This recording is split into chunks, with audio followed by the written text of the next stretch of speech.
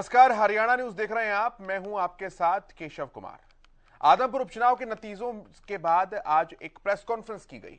एक ऐसी press conference जिसमें संगठन की मजबूती पर भी बातचीत हुई और संगठन में उन नेताओं पर भी निशाना साधा गया जिन्होंने प्रचार की कमान पार्टी के कहने से नहीं संभाली। इस प्रेस कॉन्फ्रेंस में ऐसी ऐसी बातें कही गई कि पूरा न केवल कांग्रेस पार्टी बल्कि विपक्ष जो है वो भी सोचने को मजबूर हो गया है। आदमपुर उपचुनाव के नतीजों में कांग्रेस को मिले वोट परसेंट से कांग्रेस ने संतुष्टि जताई है। पार्टी को मिले लगभग 40% वोट को पार्टी ने बेहतर प्रदर्शन के तौर पर गिनाया। हरियाणा कांग्रेस अध्यक्ष उदय भान ने बयान देते हुए कहा कि उपचुनाव नतीजों ने कांग्रेस के लिए साल 2024 के विधानसभा में जीत के दरवाजों को खोल दिया है। इसके साथ ही कांग्रेस के अध्यक्ष उदय भान ने किरण चौधरी और कुमारी शैलजा पर जमकर निशाना साधा और कहा कि उपचुनाव में प्रचार के लिए शैलजा का आना कोई जरूरी नहीं था। उदय भान ने यह भी कहा कि कुमारी शैलजा को आदमपुर उपचुनाव में प्रचार के लिए बार बार बुलाया गया लेकिन वो नहीं आई। इसके साथ ही उदय भान ने किरण चौधरी की बयानबाजी की निंदा की और उन्हें संयम में रहने की सलाह तक दे डाली।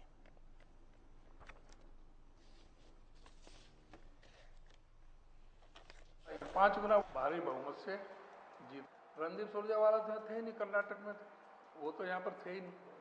और शैलजा जी बहन जी को 3 बार तो मैंने कहा, 2 बार दिल्ली में कहा, 1 बार चंडीगढ़ भी कहा। उनको फोन करके उनसे टाइम मांगा, डेट मांगी, उनके मैं बताऊंगी। जयप्रकाश जी उनके घर गए, तो भी कहे मैं देखूंगी, मैं आऊंगी। अब कोई उन पर कोई उनकी परिस्थितियां होंगी कि वो नहीं आ पाई। तो किरण चौधरी मेरी तो नेता नहीं है।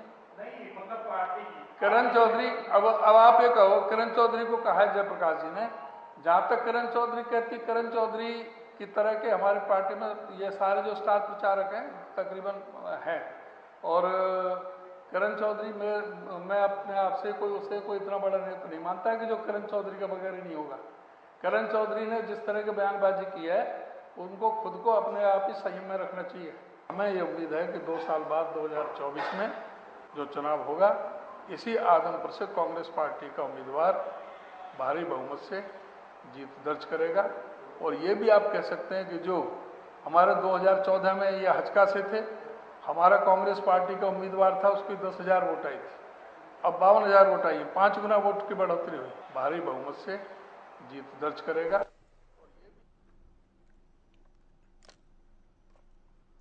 तो प्रदेश अध्यक्ष का इस तरह के बयान देना पार्टी के नेताओं के लिए एक बहुत बड़े बयान के तौर पर इसे देखा जा रहा है। विश्लेषण करते हैं, बातचीत करते हैं, जानने की कोशिश करते हैं कि कांग्रेस की क्या हार में भी जीत है और आखिरकार कांग्रेस पार्टी के अंदर ये अब चल क्या रहा है।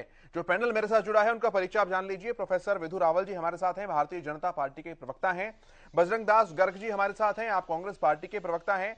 बतौर राजनीतिक विश्लेषक राकेश कुमार जी हमारे साथ हैं और हितेंद्र हमारे संवाददाता न्यूज रूम से हमारे साथ जुड़े हैं और रवि कालीदमन हमारे संवाददाता चंडीगढ़ हमारे साथ हैं। बहुत स्वागत है आप सभी का हरियाणा न्यूज पर। सबसे पहले हितेंद्र, मैं आपके पास आता हूं। अगर 4 बिंदुओं के अंदर बड़ी बातों को कोट किया जाए उदय भान की, तो क्या कुछ होंगी वो कंक्लूसिव बातें, 4 पॉइंट्स, बड़े पॉइंट्स इस पूरी प्रेस कॉन्फ्रेंस के? हितेंद्र। बिल्कुल केशव, सबसे पहले तो बात यही है कि आदमपुर उपचुनाव को लेकर के ये प्रेस कॉन्फ्रेंस की गई। आदमपुर में हार हुई है कांग्रेस की, लेकिन उसे भी बड़ी यहाँ पर अपने आप को कहीं ना कहीं हार में भी जीत जो है वो देखते हुए नजर आए उदय भान और जेपी भी। क्योंकि ये कहा गया कि जिस तरीके से 2014 में जो चुनाव का परिणाम रहा, उससे कहीं ना कहीं 4 या 5% जो है वो उससे ज्यादा वोट यहाँ पर मिले हैं। क्योंकि जब 10,000 मिले थे, अब 50,000 से ज्यादा वोट मिले हैं। तो पहली बात तो ये है। दूसरी बात ये है कि सरकार पर आरोप लगाया है मशीन का, धनबल का, सरकारी मशीनरी का दुरुपयोग करने का। लेकिन तीसरी बड़ी बात यह है कि जो कांग्रेस की आपसी फूट की बात कही जा रही थी, उसको लेकर के साफ तौर पर यह कहते हुए नजर आए रणदीप सुरजेवाला। यहां पर सेफ मोड में रणदीप सुरजेवाला पर रहे उदय भान। उन्होंने कहा कि वो कर्नाटक में थे।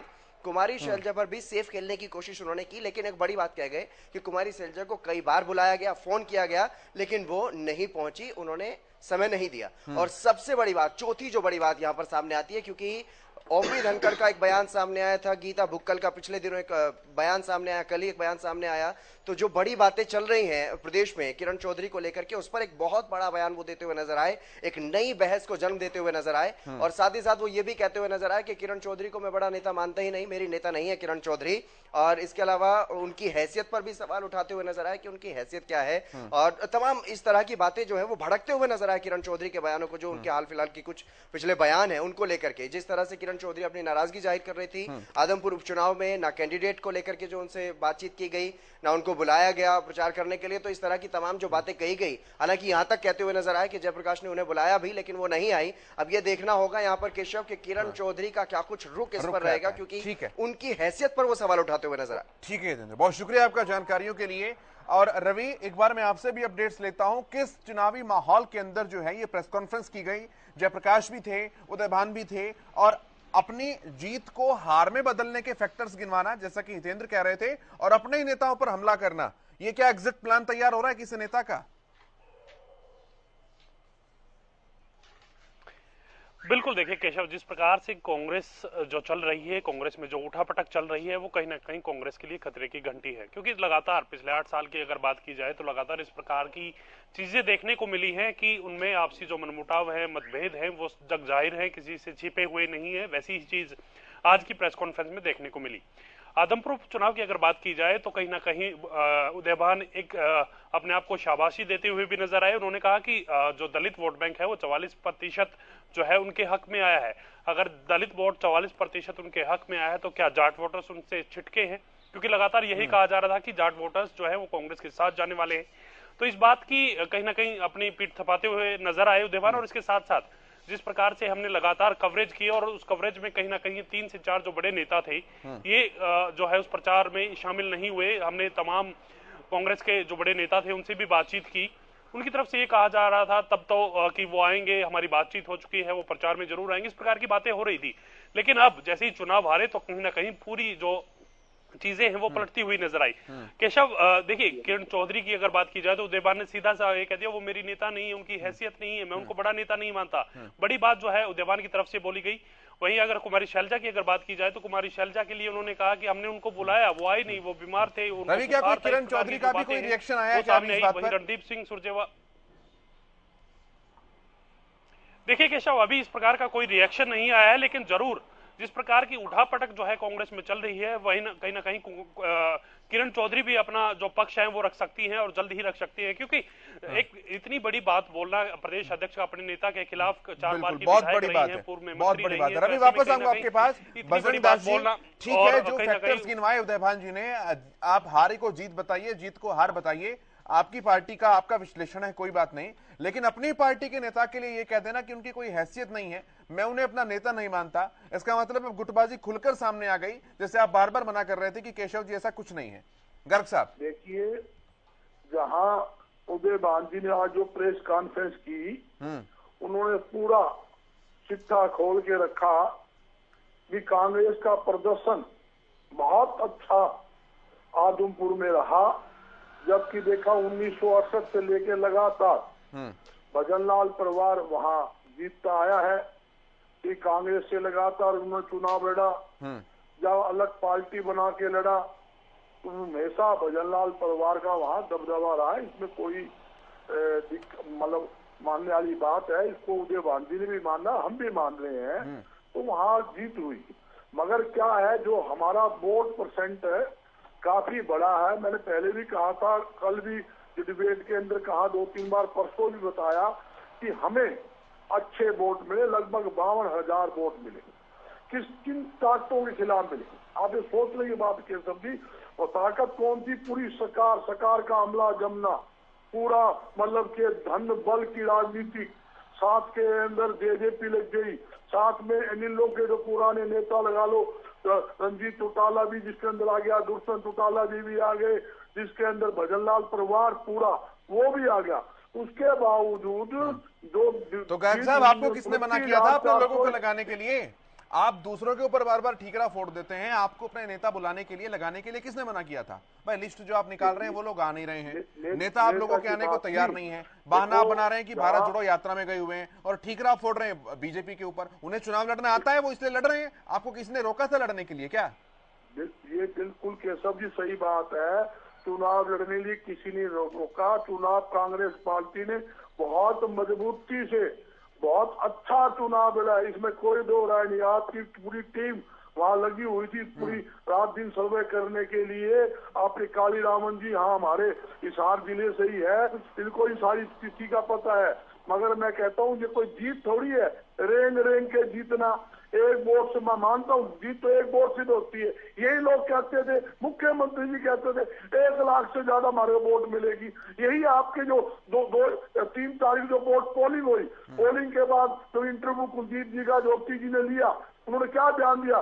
72,000 से चौधरी भजन लाल जी 2005 में जीते थे, बब्बे बिश्नोई की भी बब्बे जीत होगी, इससे ज्यादा वोटों से जीतेंगे और मैं लड्डू खुआऊंगा जयप्रकाश को और कांग्रेस नेताओं को। मैं जीत के लड्डू खुआऊंगा। कहांगे 72,000 से ज्यादा जीत की जो बात करते हैं। ठीक है अगर साहब, मैं मार्जिन का सवाल विदु जी से पूछ लूंगा, मार्जिन का सवाल विदु जी से पूछूंगा, वो भी तैयार है जवाब के लिए। लेकिन एक सवाल, वो किरण चौधरी पर क्या कुछ बोलोगे? उदयभान जी एग्जिट प्लान तैयार कर रहे हैं क्या किरण चौधरी का? ये बताइए आप।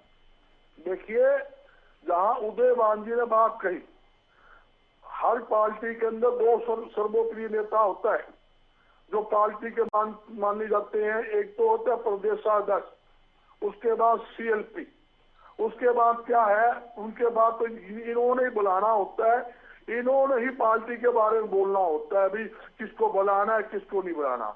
जब स्टार प्रचारक बना दिया, स्टार प्रचारक की लिस्ट में नाम आ गया, उसमें मेरा नाम भी था, मैं भी तो गया था है। बहन जी की शैलजा भी 31 तारीख को आई थी, वो भी उन्होंने एक दिन लगाया है।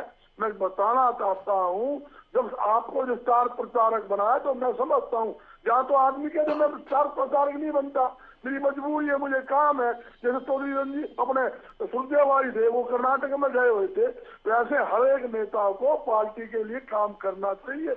इसलिए पार्टी के लिए इतने काम नहीं करे तो उस पार्टी में रहने की क्या जरूरत है? उदयभान जी कह रहे हैं कि मैं उन्हें अपनी नेता नहीं मानता। पार्टी का वफादार नहीं हो, पार्टी के प्लेटफॉर्म पे काम ना करे। उदयभान जी का बयान का मैं समर्थन करता हूँ। उदयभान जी ने कोई गलत बात नहीं की, उन्होंने कहा भाई जहाँ सीनियरिटी की बात है, वो उन्होंने स्टार प्रचारक की लिस्ट आई, हाईकमान से आई है, ये हो रही कि उदयभान जी ने लिस्ट जारी की है, चौधरी भूपेंद्र सिंह हुड्डा ने लिस्ट जारी की है, ये ऊपर हाई कमान से लिस्ट जारी हुई है, उन्होंने स्टार प्रचारक बनाए। तो ऐसे मैं विदु जी का रिएक्शन लेता हूं सर, फिर कुछ और सवालों के साथ आऊंगा। गर्ग साहब ठीक है, मैं विदु जी का रिएक्शन लेता हूं, फिर कुछ और सवाल पूछूंगा आपसे। विदु जी रखिए अपनी बात। केशव जी आपको नमस्कार और आपके माध्यम से हरियाणा न्यूज के सभी दर्शकों को नमस्कार, आपके सभी प्रबुद्ध पैनलिस्ट को नमस्कार। मैं किसी के बीच में नहीं बोला था, सभ्य लोग किसी के बीच में नहीं बोलते हैं, मैंने सभ्यता का परिचय दिया, उम्मीद करूंगा यही सभ्यता मेरे साथ भी दिखाई जाएगी। देखिए कुछ हिंदी में कुछ मुहावरे होते हैं।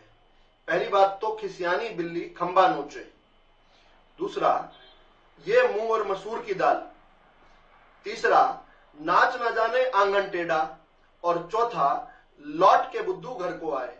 तो अब इन चारों जो मुहावरे मैंने बताए, इनमें किस प्रकार से कांग्रेस के आज प्रेस कॉन्फ्रेंस को आप फिट करना चाहें, मेरे ख्याल से दर्शक जो है अपने आप बना लेंगे इस बात को।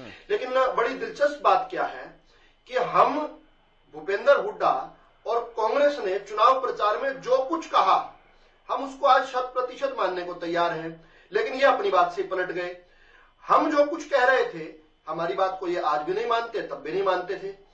ये लगातार निरंतर ये बात कह रहे थे कि भजनलाल परिवार के प्रति लोगों में रोष है।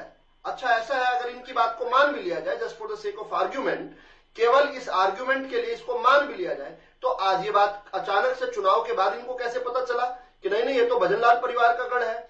1968 का इतिहास आज उठाकर लाए, चुनाव से पहले क्यों नहीं उठाया? तब भी तो हम कह रहे थे कि चौधरी भजनलाल जी का दबदबा है यहाँ पर, चौधरी भजनलाल जी ने जन जन के लिए काम किया है यहाँ पर, हम भी तो यही कह रहे थे, लेकिन उस समय ये हमारी बात को डिनाई करते थे। और मैं बड़ी एक दिलचस्प स्थिति देखता हूं, ये जो प्रवक्ता है कांग्रेस के, बड़ा बड़ा कठिन काम कर रहे होते हैं। इनका रोज जिस प्रकार से नेतृत्व आकर इनकी सारी बनाए हुए महलों को तोड़ देता है, ताश के पत्तों की तरह इनके सारे तर्क को घेर देता है। कल ही सुन रहा था मैं कि किस प्रकार से बजरंग दास जी कल रात की डिबेट में बता रहे थे कि कौन कहां पर गया हुआ था, हमारे तो सारे नेता आए। आज प्रेस कॉन्फ्रेंस कर इनके जो इन्होंने बताया कि सर्वोच्च नेता हैं जो प्रदेश के अध्यक्ष, उन्होंने इनके सारे तर्क को घेर दिया, नीचे से कारपेट ही उठा दिया, बोला नहीं कुमारी शैलजा को तो मैंने 2 बार बोला वो नहीं आई, किरण चौधरी जी की तो हैसियत ही नहीं मानता। अब किरण चौधरी की हैसियत तय करने के लिए अगर उदय भान बताने लगे तो मुझे लगता है ये बड़ा उनका कांग्रेस के प्रदेश अध्यक्ष का बड़बोलापन है।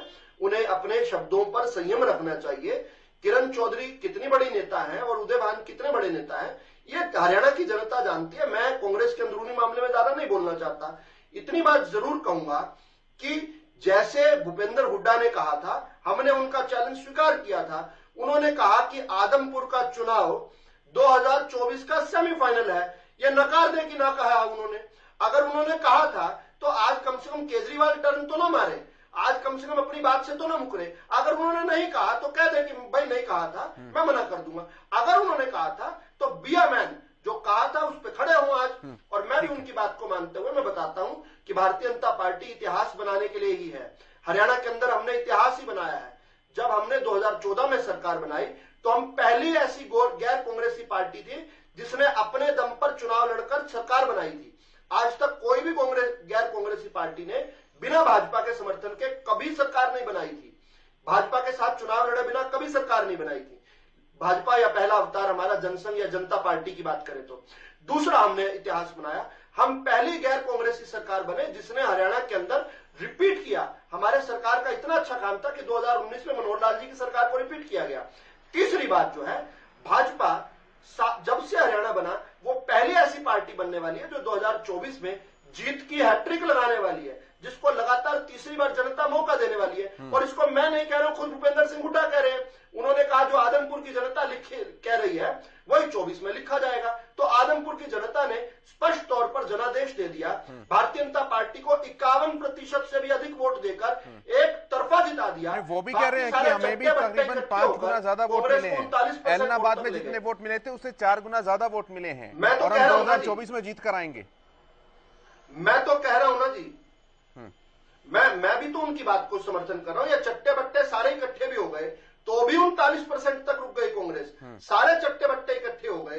इंडियन नेशनल लोकदल को कितना पड़ा? 3%। इंडियन नेशनल लोकदल का वोट कहां गया? कांग्रेस को गया। आम आदमी पार्टी जो कांग्रेस की खड़ी की हुई, कांग्रेस जैसी पार्टी है और कांग्रेस दिल्ली से लेकर पंजाब तक अपना वोट शिफ्ट करती रही है आम आदमी पार्टी में। देखा हमने कि वो भी जो है केवल 2% तक रुक गए। तो ये सारा वोट कहां ऐड हुआ? कांग्रेस में ऐड हुआ। और जब कांग्रेस में ऐड हुआ, केशव जी जब कांग्रेस में ऐड हो गया तो भी 39% से आगे नहीं बढ़ पाए। और अगर इसमें ये नैतिक जीत ढूंढ रहे हैं, अरे साहब आप 89 और सीटों में भी इस प्रकार की नैतिक जीत देख लो। हम 90 की 90 सीटों में इस प्रकार की नैतिक हार स्वीकार करने को तैयार हैं, बिल्कुल तैयार हैं। आपको शुभकामनाएं हैं, आप नैतिक जीत लीजिए। हमें हरियाणा की जनता मैं से जवाब लूंगा। हम तो इस अरेंजमेंट में बड़े खुश हैं। लेकिन राकेश जी के पास करने वाला हूं, अभी से बधाई देता हूं। और लड्डू की बात कह रहे थे, ये इनको लड्डू पहुंचाऊंगा हर नैतिक जीत के लिए। 89 और सीटों में इस प्रकार की नैतिक जीत ले ले, मैं लड्डू में पहुंचाऊंगा। ये मनोहर लाल जी तक ना पहुंचे, विधु रावल पहुंचाएगा बजरंग दास जी के पास लड्डू। बिल्कुल खाएं हमारे लड्डू ये। ठीक है, मैं जवाब लूंगा आपकी बात का। राकेश कुमार जी के पास आ रहा हूं। राकेश कुमार जी, 3-4 बड़े बड़े पॉइंट्स जो हैं वो उदय भान जी ने समझाने की कोशिश की और उन पॉइंट्स के जरिए ये संदेश दिया गया कि भाई कांग्रेस पार्टी ने जो चुनाव लड़ा है, हार भले ही हो गई हो लेकिन वो चुनावी आंकड़ों के लिहाज से ही हार है। पार्टी के इंटरनली देखें तो पार्टी उसे जीत मान रही है क्योंकि वोट परसेंटेज बढ़ा है। एलनाबाद के मुकाबले 4 गुना ज्यादा वोट मिले हैं। दलित वोटों की परसेंटेज बढ़ी है, मार्जिन हमने कम किया है और हमारे कैंडिडेट को मजबूती के साथ स्वीकार किया गया है।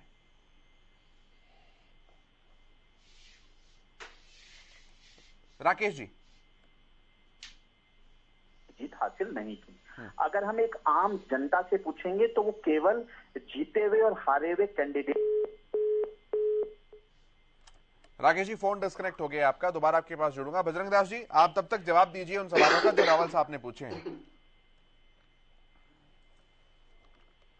देखिए, मैंने पहले भी कहा कि हम अच्छे मार्जिन, अच्छे वोट लेकर आदमपुर में हम आए हैं और 2024 में मंगोरी लाल के सपने देखना सबका राइट है। हम यही चाहते हैं भारतीय जनता पार्टी मुंगेरी लाल के सपने देखती रहे और 2024 के अंदर कांग्रेस का जो मिशन है 2024 फतेह, उसके अंदर हम फतेह करके हरियाणा में सरकार बनाए और जनता के हित के अंदर काम करें। ये हमारा मिशन है और मिशन में हम कामयाब होंगे, जनता का आशीर्वाद से काम होंगे। ये हम दल बल की राजनीति की नहीं करते। जिस प्रकार मीनू को छोड़ रखा था, बेनीवाल को नोटों की गड्डियां भर भर के, और जिस प्रकार जड़ सुरक्षा देकर लोगों को डराया धमकाया गया। अच्छा गर्ग साहब आप एक बात बताइए, गर्ग साहब एक बात बताइए, गर्ग साहब आपके सभी नेताओं की शिकायत जो है, आपके सभी नेताओं की शिकायत ये प्रेस कॉन्फ्रेंस में निकल कर आती है क्या? भाई आपको लग रहा है कि मीनू बेनीवाल ने पैसे बांटे, आपके शिकायत करने से किसने रोका था? आप जाते ना चुनाव आयोग के पास, आपकी एक भी चिट्ठी एक भी शिकायत है क्या चुनाव आयोग के पास? केशव जी चोर डंडेती चोर मंडेती चोरा के घर बयान आए। आप ये बताइए सरकार किसकी, सौदा किसका, कब की बॉलिंग हो रही है, 3 तारीख को ये पैसे बांट रहे हैं और जड़ सुरक्षा क्या गवर्नर है वो? गर्ग साहब लोकतंत्र ऐसे नहीं चलता है, डेमोक्रेसी ऐसे वर्क नहीं करती है। मतलब आप चुनाव आयोग पर भी अभी आरोप लगा रहे हैं कि चुनाव आयोग तो भाजपा का है और सब कुछ अगर भाजपा का होगा तो छोड़ दीजिए। आप यहाँ सरेंडर कर चुके हैं तो देश में सरेंडर कर दीजिए, बोल दीजिए हम चुनाव लड़ेंगे ही नहीं, तुम्हें जीतना है, तुम्हारी सरकार है, तुम्हारा तंत्र है, सारा का सारा। ऐसे नहीं चलती है चीजें साहब। मैं केशव जी मेरी बात सुनिए, मैं पूछता हूँ सरकार ने, केंद्र सरकार ने किस हैसियत से मीनू जी को उसको जड़ सुरक्षा दे रखी है, किस हैसियत से दे रखी है? 2 PCR चुनाव के अंदर सरकारी मशीनरी पुलिस की कस्टडी में पैसे बांट रहे हैं और ये कहते हैं हम जीतते हैं। रेंज कर जो आदमी 30,000 वोट से जीतता था, सारी सरकार, सारी जेजेपी लगी, सारी सरकारी अमला जमला लग गया। भारतीय जनता पार्टी व्यक्ति की सुरक्षा,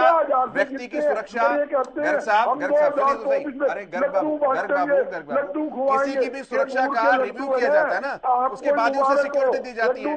अरे गर्ग साहब नहीं आप किस तरह के आरोप लगा रहे हैं सर? गर्ग साहब बेलॉजिकल था। आप लोगों ने धरती चटा दी आपको। आप एक छोटा चुनाव, अभी इन्होंने कहा भजन लाल जी का घर था, हम तो पहला कहते आए थे। केशव जी जब आप ये खुद मानते हैं भजन लाल जी का घर था, तो इसका मतलब भारतीय जनता पार्टी पल्ले तो कुछ था ही नहीं, भारतीय जनता पार्टी की कोई वोट है ही नहीं है। ये खुद एग्री कर रहे हैं कि हम तो बार बार कहते आए थे जब भजन लाल जी का घर था। तो गर्ग साहब जो नींबू की शिकंजी होती है ना, उसमें नींबू भी डलता है, शक्कर भी डलती है, नमक भी डलता है, पानी भी डलता है, तब जाकर वो शिकंजी बन पाती है। अब कोई ये कहे मैं नींबू की शिकंजी बना दूंगा तो संभव नहीं है। तो जीत मिली है, उसमें भजन लाल का भी योगदान हो गया, भजन लाल परिवार का भी हो गया, पार्टी का भी हो गया, कैंडिडेट का भी हो गया, सब फैक्टर्स मिलकर जीत और हार को सुनिश्चित करते हैं। सुनिए आपको इकट्ठा करने के लिए पार्टी को किसी ने रोका नहीं था। किसका है? ये भारतीय जनता पार्टी। अरे सर अगर इस चुनाव में भी, अगले चुनाव में भी, 5 साल पहले भी, 5 साल बाद भी फिगर्स वही के भी रहेंगे, क्या पॉसिबल है? अरे गर्ग साहब अमेठी रायबरेली आपके गढ़ हैं, अमेठी छोड़ दीजिए, रायबरेली तो है। रायबरेली में कभी मार्जिन कम नहीं हुआ सोनिया गांधी का, उतना का उतना रहा है और हमेशा बढ़ता आया है 52 से लेकर आज तक। क्या बात कर रहे हैं सर? इलेक्टोरल पॉलिटिक्स है, अंकों की गणना है, कभी कम हो जाती है, कभी ज्यादा हो जाती है। अब आप हार को जीत में कन्वर्ट करेंगे। बाई इलेक्शन था, बाई इलेक्शन सरकार का होता है, 2 साल पड़े थे। अगर बाई इलेक्शन सरकार का होता तो सर बड़ौदा ने हमको दिखाया ना कैसा है, इलाहाबाद ने हमको दिखाया, वो तो नहीं था सरकार का।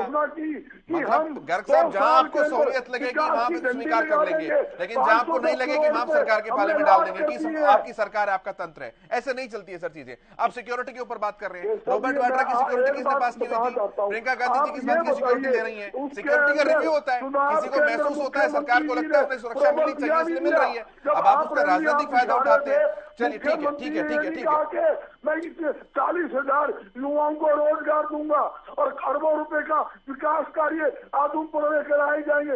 ये चुनाव के अंदर प्रोमिस नहीं दिया ठीक है गर्ग साहब ठीक है। आप अपनी हार को, आप अपनी हार के पोस्टर के ऊपर जीत लिखिए, उसकी माला पहनिए, लोगों को दिखाइए, हमें कोई परेशानी नहीं है तरफ से, लेकिन उससे हार जीत में बदलने वाली नहीं है गर्ग बाबू। हम सिर्फ इतनी सी बात कर रहे हैं। मैं राकेश जी का सुझाव ले लेता हूं एक बार इस बात के ऊपर। राकेश जी अपनी बात कंप्लीट कीजिए, अधूरी रह गई थी आपकी बात।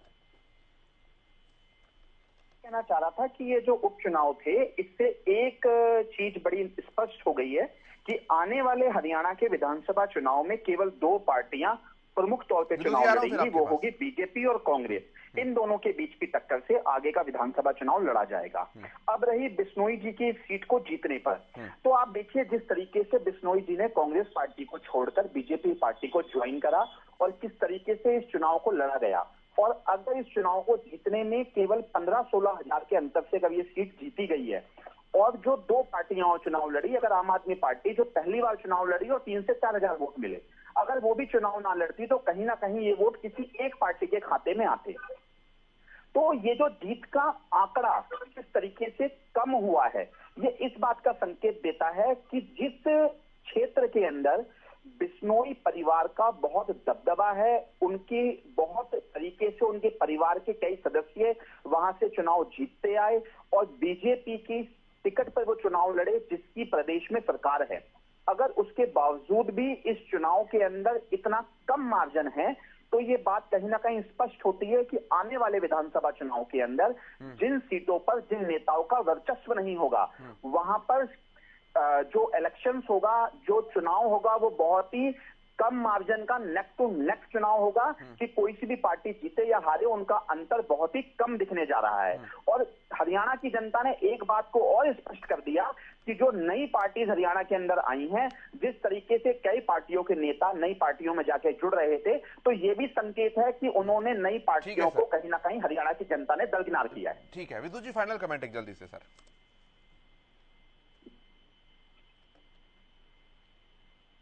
इस विश्लेषण पर जो 51% वोट लेने के बाद भी ये कह रहा है कि नेक टू नेक फाइट है, जो 12% के अंतर को छोटा सा अंतर मान रहा है, ये कोई उत्तर प्रदेश की विधानसभा थोड़ी है जो 4.5 लाख की विधानसभा होती है। केवल 1,30,000 के करीब करीब लोगों ने वोट दिया, उसमें भी अगर जो है 15-17 हजार की हम मार्जिन लेकर आए हैं, तो इसको बहुत बड़ा मार्जिन है। ये कोई छोटा मार्जिन नहीं है। ये किसी विधानसभा में 15 से 17 हजार वोट कोई लेता है तो बहुत बड़ी जीत मानी जाती है। ये कहां की बात कैसी कर रहे हैं, मैं इनके ऊपर नहीं छोड़ता, लेकिन अगर ये पैटर्न मान लिया जाए, ये एक सैंपल साइज मान लिया जाए, जो यहाँ पर कांग्रेस के और बाकी प्रवक्ता कहा करते थे आपकी डिबेट्स पर, यही सारी बातें आदमपुर की जनता के सामने कहने के बाद भी अगर ये लोग मुंह की खाकर आए हैं, तो निश्चित तौर पर यह पूरे हरियाणा का सैंपल मानना चाहिए। और यही 2024 की भाजपा की प्रचंड जीत को सुनिश्चित करने के लिए काफी है। हम 51% की केशव जी 72,000 वोटों से चौधरी भजनलाल जी जीत के थे 2005 के अंदर। किस प्रकार से 72,000 वोटों से उस समय क्यों धोखा किया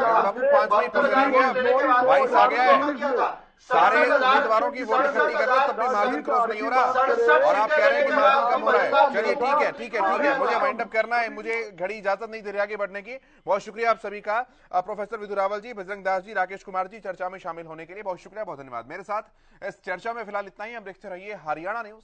नमस्कार।